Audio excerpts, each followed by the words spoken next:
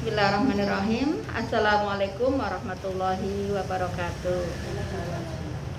Alhamdulillahilladzi an'amana bi ni'matil imani wal islam wa nusalli wa nusallimu ala khairil anam sayyidina Muhammadin wa ala alihi wa sahbihi ajma'in, amma ba'du.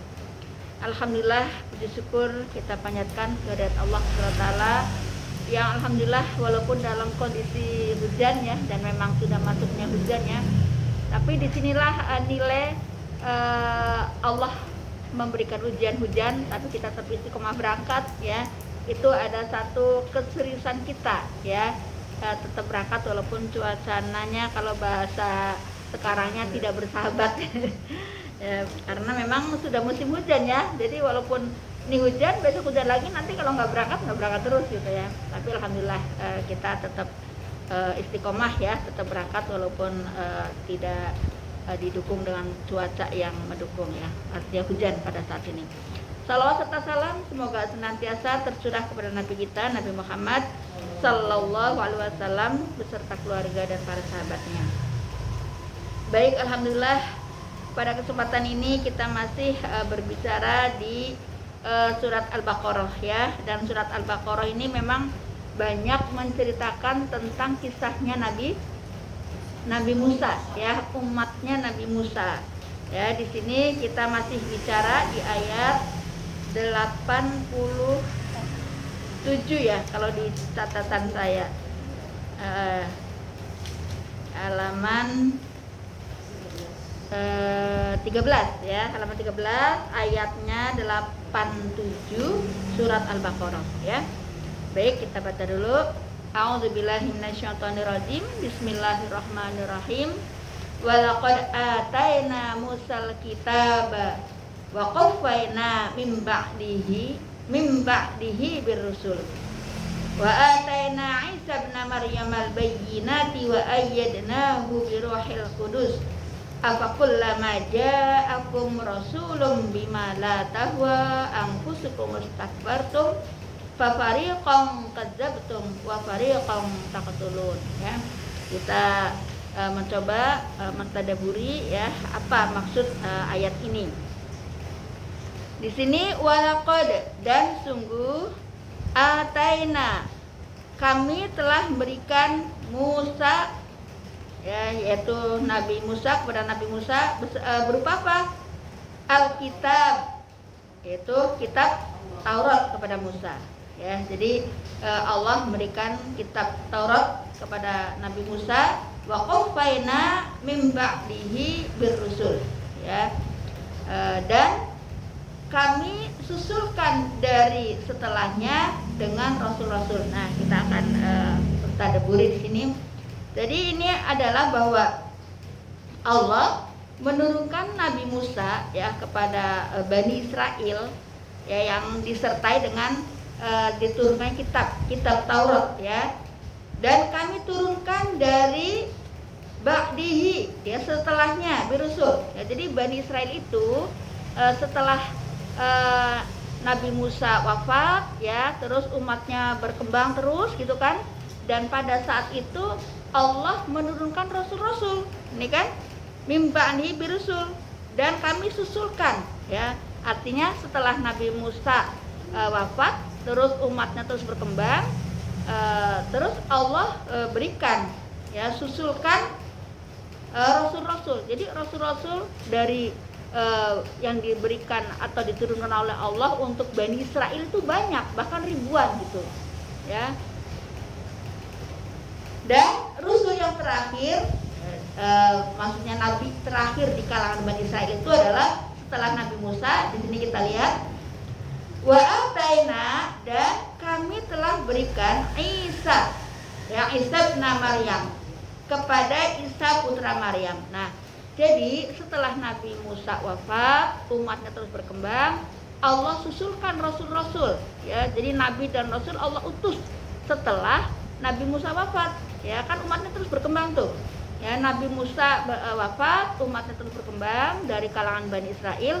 Allah turunkan ya rasul-rasul, nabi-nabi, tetapi jumlahnya bahkan ribuan gitu kan. Tetapi itu tabiatnya orang Bani Israel itu salah satunya adalah suka membunuh ya para nabi dan rasul.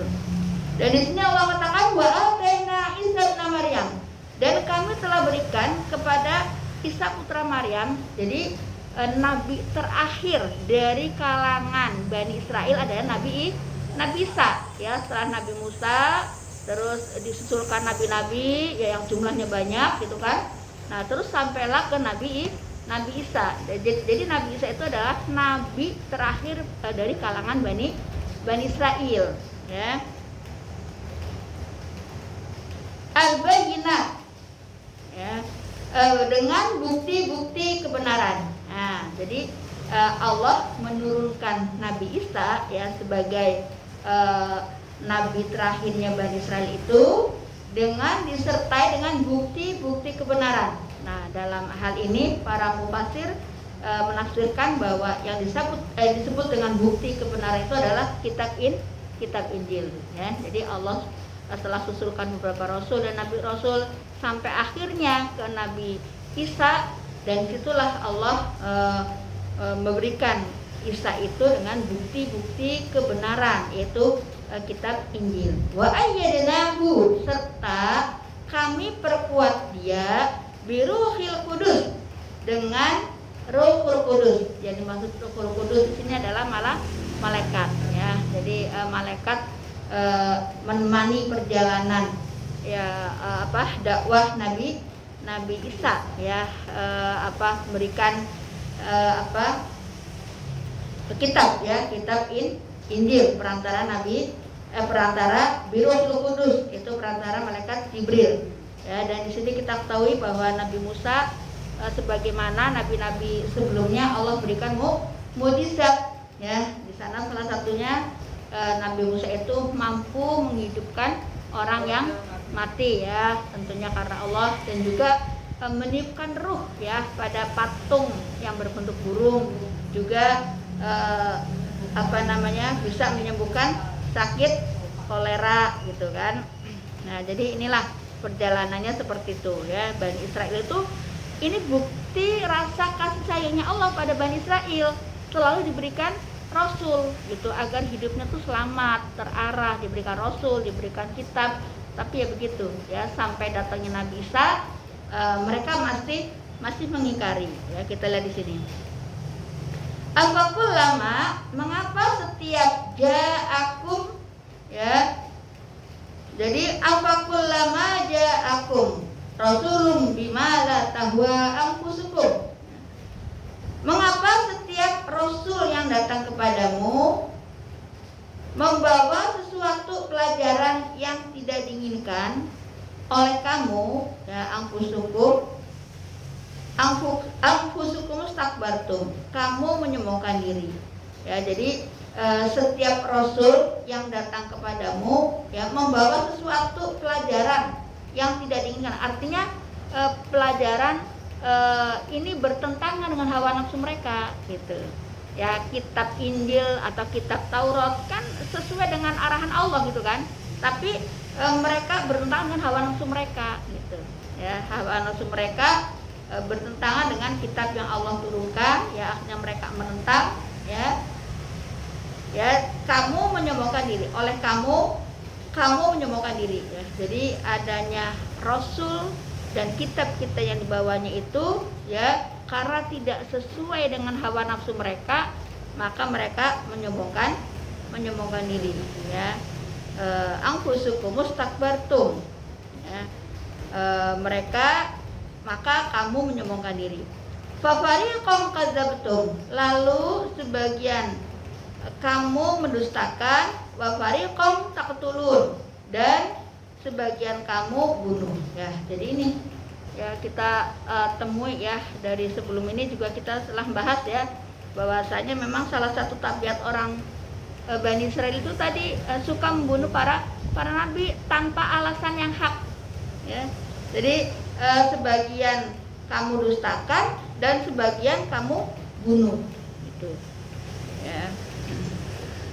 Wa qalu, dan mereka berkata, qulubuna guluh ya, hati kami tertutup gitu ya. Jadi orang-orang Yahudi ya, pada zaman Nabi ya, ketika diseru untuk mengikuti Al-Qur'an ya. Wa qalu qulubuna gulf. Dan mereka berkata, hati kami tertutup. Gulfun itu tertutup. Tapi mufasir ya menafsirkan gulfun itu artinya penuh. Ya, mereka merasa sudah penuh hidayah, sudah penuh ilmu, jadi nggak perlu lagi ngikutin Al-Qur'an gitu. Ya, ini mufasir menafsirkan yang dimaksud gulfun adalah penuh. Ya, ada sudah penuh hidayah, sudah penuh ilmu. Ya, jadi nggak perlu lagi ngikutin Al-Qur'an.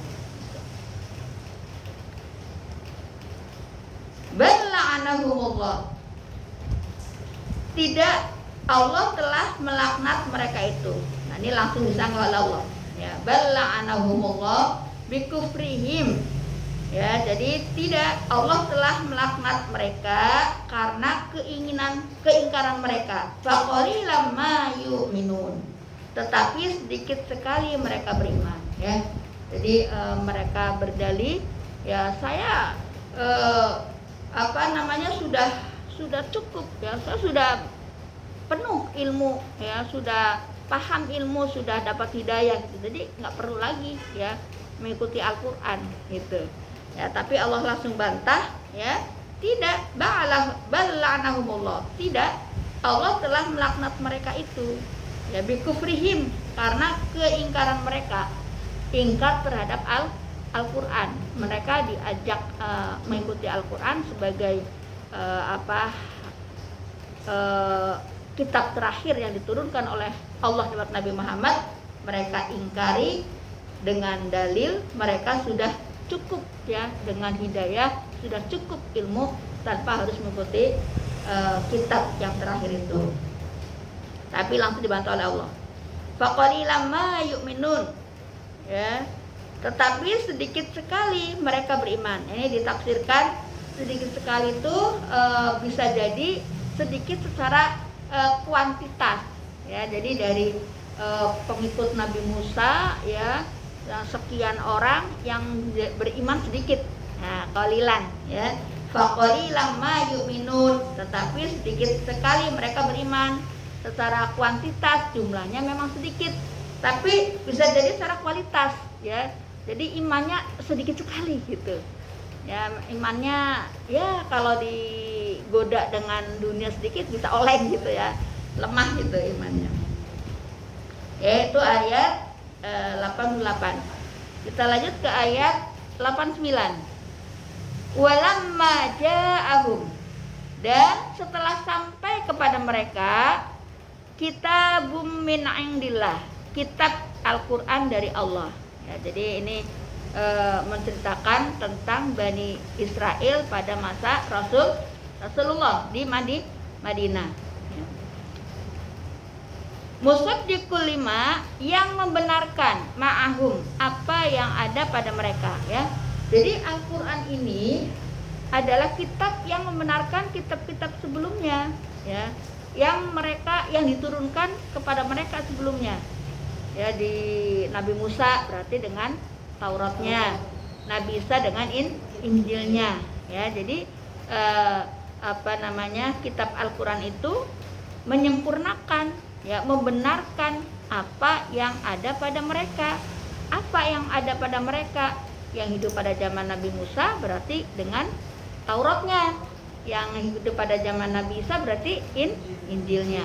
Wakanu, sedangkan mereka min qablu, sebelumnya yastaftihun, mereka memohon kemenangan atau memohon pertolongan alal ladzina kafaru, atas orang-orang kafir. Nah, ini kita harus cermat di sini. Ini maksudnya apa gitu kan? Sedangkan mereka sebelumnya mereka mohon pertolongan atau kemenangan ya atas orang kafir. Jadi gini, orang Yahudi itu kan tahu ya, Yahudi itu tahu bahwa di kitab mereka, di Taurat diterangkan akan datang nabi terakhir, ya kan? Nah, asumsi mereka itu nabi terakhir itu dari kalangan mereka. Makanya mereka berduyun-duyun ke Madinah, mau menyambut nabi baru, nabi yang diinformasikan di kitabnya mereka, gitu kan? Bahkan Wa kanu min qablu, sedangkan mereka sebelumnya yastaftihu, mereka mohon kemenangan atau pertolongan. Artinya gini, pas di Madinah itu orang-orang Yahudi itu kan jadi sesama Yahudi pun bermusuhan gitu. Mereka punya apa sih, geng atau koalisi gitu ya. Kan di Madinah itu ada orang Yahudi itu ada tiga suku ya, tiga suku Yahudi ya, Bani Nazir, Bani Qoniko, dan Bani apa tuh, ada tiga. Terus dari suku yang ininya, yang orang musyriknya itu ada dua suku dari orang musyrik ya, suku Aus dan Hazrat ya. Nah jadi dua suku yang musyrik ya, yang musyrik ya, itu Aus dan Hazrat itu dulu berperang terus gitu kan. Nah setelah datang orang-orang Yahudi, tiga bani itu, mereka bersekutu-sekutu. Jadi silang gitu, sebagian orang Yahudi bersekutu dengan Aus ya, suku Aus, dan sebagian orang Yahudi bersekutu dengan Bani Hazrat. Nah kata orang Yahudi, mereka berkata, nanti tunggu, saya akan melawan kamu dengan nabi saya gitu. Jadi seakan-akan dia pede banget ya, bahwa di kitab mereka diterangkan akan datang nabi terakhir. Mereka menganggapnya dari golongan dia, terus dia akan berperang ya dengan nabi dia gitu, yang dimaksudkan yaitu yang disebutkan di kitab mereka gitu ya. Jadi mereka sebelumnya merasa bangga, senang ya, awas nanti akan saya perangi kamu dengan nabi saya gitu, bahasa seperti itu ya, karena dia tahu akan datang nabi terakhir. Nah dia merasa dari golongan mereka. Falamma ja'ahum, ternyata setelah sampai kepada mereka, ma'arofu ya, apa yang telah mereka ketahui. Nah ternyata setelah benar didatangkan nabi ya kan, falamma ja'ahum, ternyata setelah sampai kepada mereka, ma'arofu, apa yang telah mereka ketahui di situ, artinya tentang Nabi Muhammad ya, Nabi Muhammad benar utusan terakhir itu Nabi Muhammad, maka itu kafarubi, mereka mengingkarinya. Nah tuh ya, jadi padahal sebelumnya dia ngancam sama orang musuhnya dia, awas nanti saya perangin kamu bersama nabi saya gitu kan. Ternyata setelah nabinya datang, falamma ja'ahum ya, ternyata setelah sampai kepada mereka, ma'arofu, apa yang telah mereka ketahui itu yaitu tentang Nabi Muhammad ya, tapi mereka justru kafarubi, mereka mengingkarinya. Fala'natullahi, maka laknat Allah alal kafirin, bagi orang-orang yang ingkar ya. Jadi ini jelas ya, nanti kita lihat di sini kenapa kok dia tadinya merasa bangga akan datangnya nabi terakhir, terus dia akan berperang dengan nabi itu, tapi ternyata justru mengingkari setelah benar-benar nabi itu datang. Nah kita lihat di sini ayat 90, bi samashtarabihi ya, sangat mana tadi? Bi samashtarabihi anfusahum, sangatlah buruk perbuatan mereka menjual dirinya ya. Jadi tabiat ya, atau tingkah laku atau karakter ya orang-orang Yahudi tadi, dia buruk perbuatannya. Karena apa? Mereka menjual diri. Artinya apa? Karena dia tadinya Allah sudah sediakan surga ya, kalau dia mengikuti Nabi Musa dengan Tauratnya, Nabi Isa dengan Injilnya, Allah sediakan surga, tapi justru dia menjual dirinya, dia ingkar gitu. Dia ingkar, ayyakfuru, dengan mengingkari bima anzala ya, mengingkari apa yang diturunkan. Apa yang diturunkan oleh Allah? Ya Al-Quran, Taurat dan Injil ya. Jadi seharusnya kalau mereka tidak mengingkarinya ya, Allah sudah siapkan surga untuk mereka, tapi ternyata dia menjual diri. Menjual itu artinya dengan ingkar. Dia sudah disediakan oleh Allah dengan, kalau dia beriman Allah sediakan surga, tapi dia ingkar ya, menjual dirinya dengan keburukan ya, dengan kekafiran. ya, dia mengingkari apa yang diturunkan Allah, yaitu berupa Al-Qur'an, Injil ataupun Taurat. Bagian karena dengki. Nah, di sini ya, ternyata kita tahu. Makanya di dalam masih di surat Al-Baqarah ya, Allah katakan di sana, walang tarudhu ankal yahudu wala nasara hatta tattabi'a millatahum.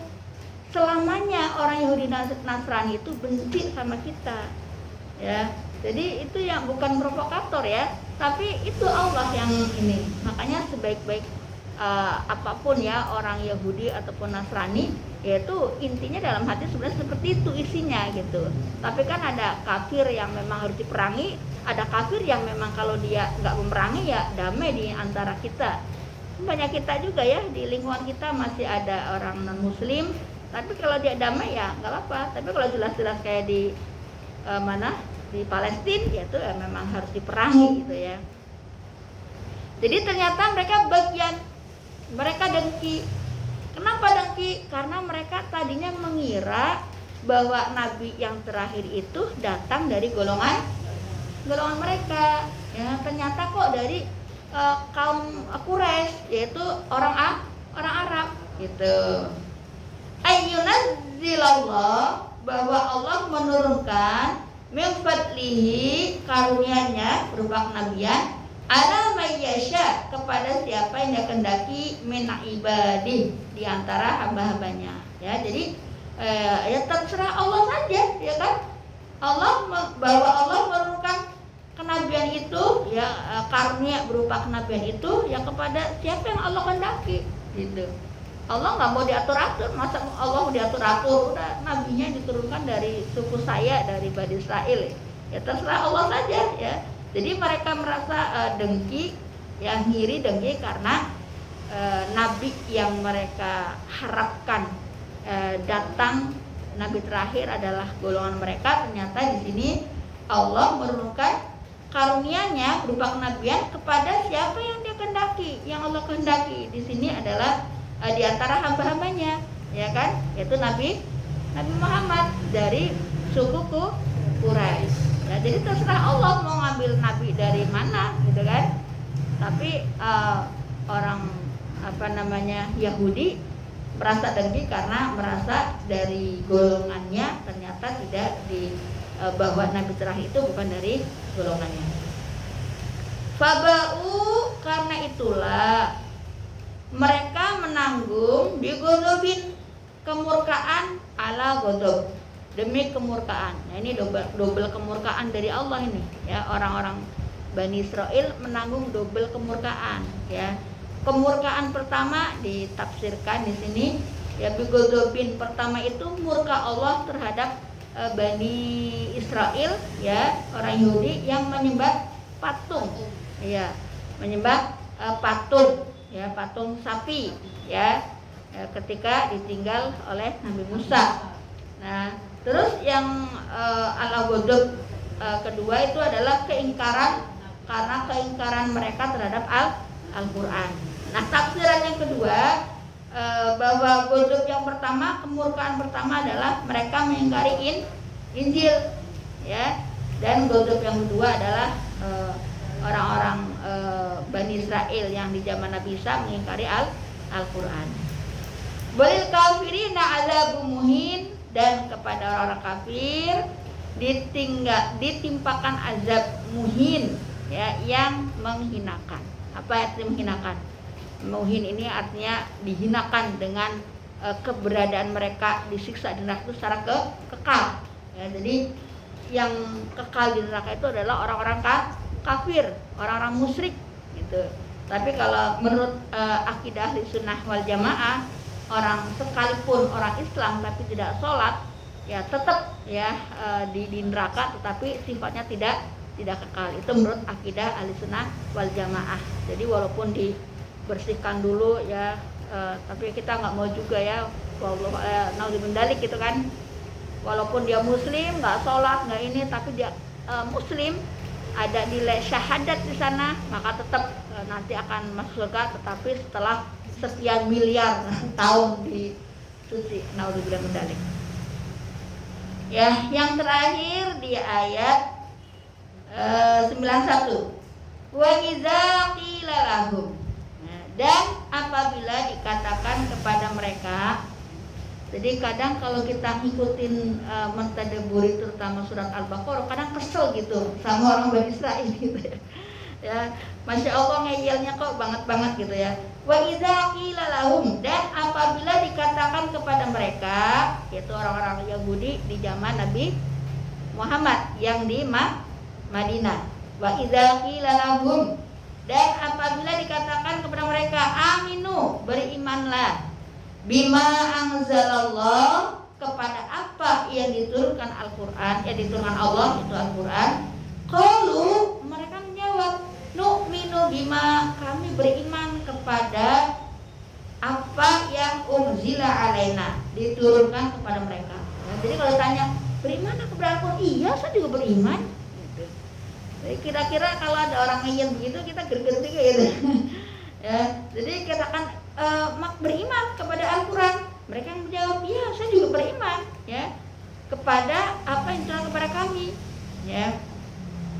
Wa yakfurun, dan mereka ingkar bima wara'ahu, kepada apa yang setelahnya ya. Jadi mereka, ya saya juga beriman kepada apa yang diturunkan kepada kami, yaitu Taurat ya. Tetapi kata dia di sini, wa yakfuruna bima wara'ah, dan mereka ingkar kepada apa yang setelahnya. Jadi mereka ingkar dengan Injilnya, dengan Al-Qur'annya gitu. Jadi mengingkari. Wa huwal haqqu, padahal Al-Qur'an itu adalah hak ya. Musaddiqul lima ma'ahum, yang membenarkan apa yang ada pada mereka. Jadi padahal Al-Quran itu ya nggak ada yang selisih antara kitab mereka dengan Al-Quran, isinya sama tentang menuhankan Allah, cuman beda syariatnya saja. Ya mungkin kalau zamannya Nabi Musa sholatnya seperti apa gitu kan, atau puasa seperti apa. Tetapi di zamannya Nabi Muhammad beda, jadi beda di syariatnya saja. Ya cara menyembah Allahnya, cara puasanya beda, tetapi secara akidah sama, yaitu menuhankan Allah. Ya, jadi Al-Quran adalah sesuatu yang hak ya, yang membenarkan apa yang ada pada mereka, itu membenarkan Taurat dan juga Injil. Kul, katakanlah, falima taqtulun, mengapa kamu membunuh? Nah ini ya. Kalau kamu caranya gini, kalau kamu katanya kamu mengimani apa yang Allah turunkan pada Nabi Musa, tapi kenapa kamu bunuh gitu kan? Katakanlah, falima taqtulun, mengapa kamu membunuh anbiya Allah, nabi-nabi Allah. Jadi nggak masuk akal juga kan? Disuruh beriman, iya beriman, saya juga beriman, tetapi kata yang ngomong beriman, tapi nabi-nabinya dibunuh-bunuhin gitu. Ya, anbiya Allah, nabi-nabi Allah. Min qablu, pada zaman dahulu, in kuntum mukminin, jika kamu orang-orang beriman. Ya, jadi kalau emang kamu orang beriman, kenapa kamu bunuh nabi-nabi yang terdahulu itu? Gitu. Ya, jadi itulah ya, masih terus ya ini sampai ayat nanti berapa ya, masih menceritakan kisah-kisah Nabi Musa dengan kengayalan para pengikutnya ya, yang dengan kita mentadaburi ayat-ayat ini kita bisa ambil pelajaran ya, minimal kita tahu karakter orang-orang yang ingkar kepada Allah, dan kita menjadikannya kita terhindar ya, terhindar dari sifat-sifat yang dimiliki oleh orang-orang Bani Israel ya. Dan banyak ya, sekalipun tadi kan walantar doang kal yahudu wala nasara hatta tattabi'a millatahum ya. Jadi sekalipun tadi kan orang Yahudi dan Nasrani ini nggak suka kepada kita sampai kita mengikuti mereka gitu ya, ya agama mereka. Tetapi walaupun secara fisik kita nggak pindah agama, kita tetap Islam. Tapi bagaimana ya ayat ini menunjukkan bahwa kita harus berhati-hati. Tetapi ternyata walaupun nggak pindah agama, banyak orang yang mengikuti ininya mereka, gitu kan? Ya pola hidup mereka, ya kan? Jadi walaupun agamanya tetap Islam, tapi secara pergaulan, ya, secara ekonominya, secara di beberapa sendi kehidupan justru mengikuti mereka gitu. Nah ini yang kita harus waspada, ya, dan harus tetap belajar ya bagaimana kita bisa menunjukkan bahwa inilah Islam, ya, tidak mengikuti justru yang musuh-musuhnya Islam. Ya, baik, itu saja. Wallahu a'lam bishawab. Al-haqqu mir rabbik, ya.